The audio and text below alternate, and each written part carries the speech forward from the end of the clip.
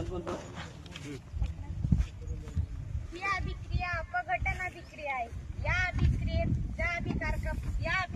एका अभिकारकापासून दोन किंवा दोन पेक्षा जास्त उत्पादिते तयार होतात. त्या अभिक्रियेस अपघटन अभिक्रिया असे म्हणतात. गुड. कोणती अभिक्रिया ही? अपघटन्स. आता अपघटन्स मध्ये आपण म्हणतो की जी डावी साईड आहे, ओके, हा कोण आहे आपल्या या ठिकाणी? रिएक्टंट. रिएक्टंटचं नाव काय? Calcium carbonate. Calcium carbonate. Reactant किती दिसतो आपल्याला इथं? फक्त एक. नेक्स्ट काय दिसते तुम्हाला? ॲरो. ॲरो काय सांगतो? मी आहे ॲरो. मी अभिक्रिया कारकांपासून उत्पादितांची दिशा दर्शवली. म्हणजे ॲरोचं काम काय असतं रिएक्शन मध्ये? दिशा दर्शवणे. ओके. आणि दिशा दर्शवून आपल्याकडे दोन प्रोडक्ट तयार होतात.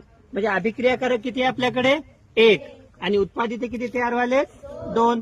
म्हणजे एका अभिक्रियाकारकापासून जर दोन किंवा दोन पेक्षा जास्त उत्पादित तयार होत असतील तर अशा अभिक्रियेस आपण कोणती अभिक्रिया म्हणणार? अपघटन अभिक्रिया. ओके. लक्षात आली अपघटन? कळाली का सगळ्यांना? एका अभिक्रियाकारकापासून दोन किंवा दोन पेक्षा जास्त उत्पादित तयार होतात. त्या अभिक्रियेला काय म्हणतो आपण? अपघटन अभिक्रिया.